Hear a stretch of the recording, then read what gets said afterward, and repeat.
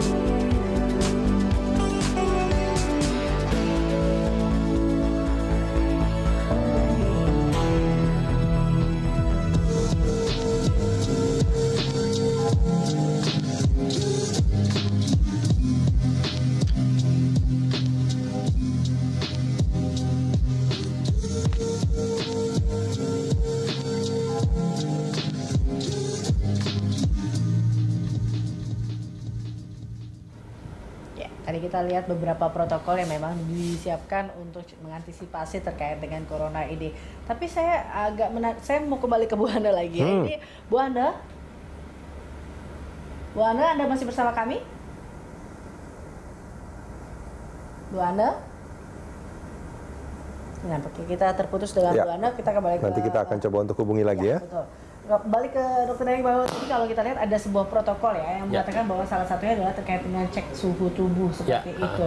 Nah, ini kan juga sudah mulai ramai dilakukan, tidak hanya di kantor saja, tetapi di beberapa mall juga sudah melakukan beberapa perbelanjaan, rumah sakit. Nah, Anda melihat kira-kira kalau di stasiun kereta api, terminal bus itu mungkin nggak sih dilakukan hal seperti itu? Sebenarnya kalau disediain alatnya memungkinkan, karena salah satu untuk mendeteksi awal apakah yang bersangkutan kemungkinan terkena atau tidak itu dari suhu di atas 38. Cuman pertanyaannya, apakah kemudian setelah terdeteksi panas itu nggak boleh melakukan perjalanan? Ini masih perdebatan.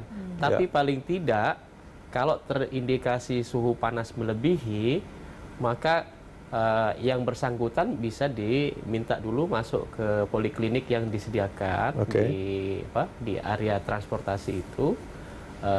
Disarankan mungkin tidak usah berpergian gitu, di rumah saja. Kalau yang bersangkutan memaksa barangkali ya minimal dikasih masker. Kasih masker ya biar masker mencegah. itu penting karena masker itu memang untuk orang yang diduga sakit supaya kalau dia batuk bersin tidak kemana-mana, tidak menyemprotkan menyemprotkan virusnya begitu, kira-kira begitu. Pak Dokter, kita coba terhubung kembali sama Ibu Ana dari kereta komuter lain Indonesia. Bu Ana, itu bagi calon penumpang yang akan menggunakan kereta komuter lain, itu ketika mereka mau masuk stasiun, apakah dicek suhunya? Ya. Kalau sejak Februari kemarin, itu memang kita masih himbauan agar mereka datang ke pos kesehatan kami di 30 stasiun. Namun dengan adanya peningkatan adanya beberapa yang terinfeksi, kita mulai kemarin itu sudah melibatkan frontliner kami untuk melakukan, ini masih acak Pak. Jadi 30 pos kesehatan kami ini tetap menjalankan cek suhu tubuh, kemudian ditambah dengan frontliner. Kami sedang melakukan pengadaan terus untuk melakukan suhu tubuh ya, karena 1 juta penumpang. Apakah jika ada calon penumpang yang suhu tubuhnya itu mungkin dalam kondisi demam, itu tetap diperbolehkan untuk masuk ke dalam stasiun? Kita arahkan ke poliklinik dulu, Pak. Jadi kita arahkan dulu ke pos kesehatan kami untuk dilakukan pengecekan kembali. Karena kadang kalau orang buru-buru juga kita melihat ada beberapa kejadian terburu-buru seperti itu, suhu tubuhnya agak naik, kita istirahatkan dulu di pos kesehatan. kemudian tim kesehatan melakukan pengecekan, yaitu tadi kami juga menyiapkan masker buat mereka yang lansia dan yang sedang tidak fit tubuhnya. Jadi ada juga yang kami rekomendasikan ke rumah sakit sekitar, karena kami juga sudah bekerja sama dengan puskesmas dan rumah sakit yang tersebar di semua yang dekat dengan stasiun ya.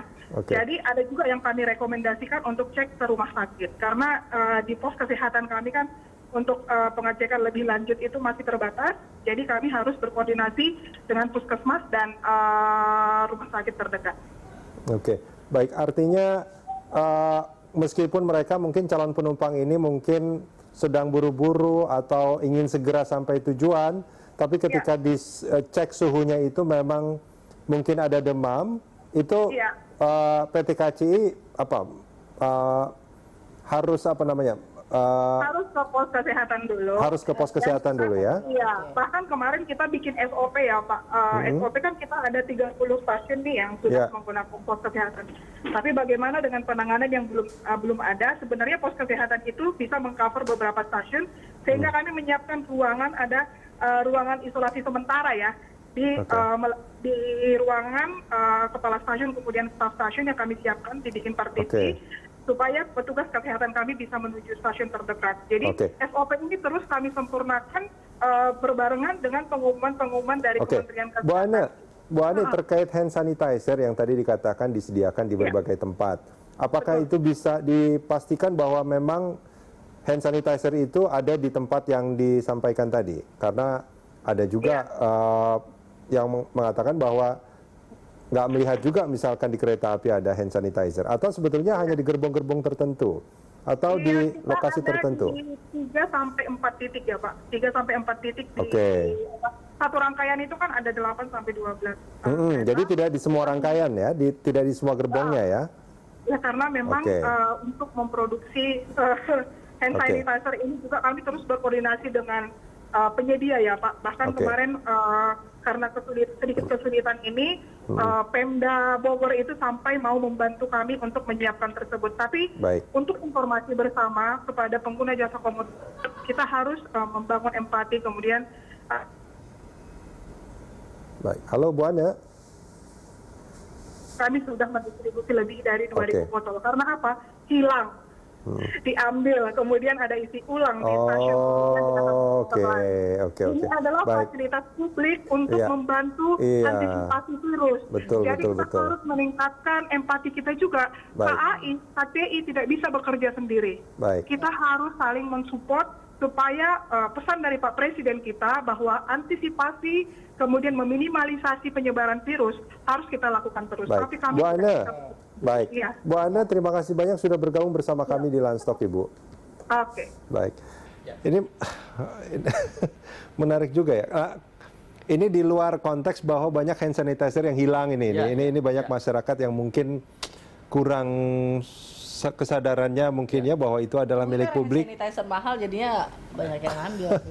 Sebenarnya strateginya begini kalau menurut saya di tempat umum dan transportasi ya.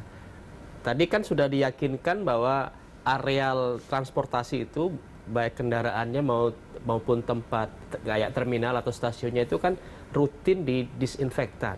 Artinya bisa jadi setelah rutin di disinfektan itu sebenarnya suci gitu ya, nggak ada terkontaminasi. Yang mengkontaminasi itu kan orang yang datang, sehingga untuk menjaga tetap bagus kondisinya, justru hand sanitizer itu begitu mau masuk sebenarnya di pintu masuk.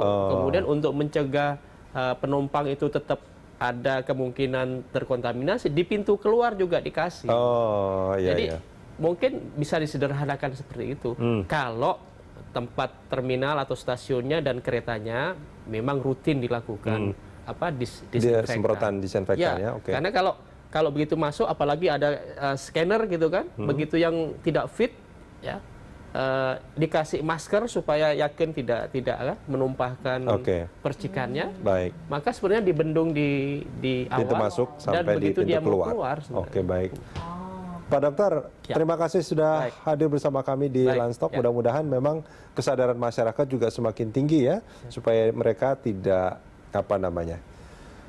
tidak membuat wabah corona itu menjadi lebih Ya tidak panik lah ya. tidak panik juga. Ya, Ya. oke.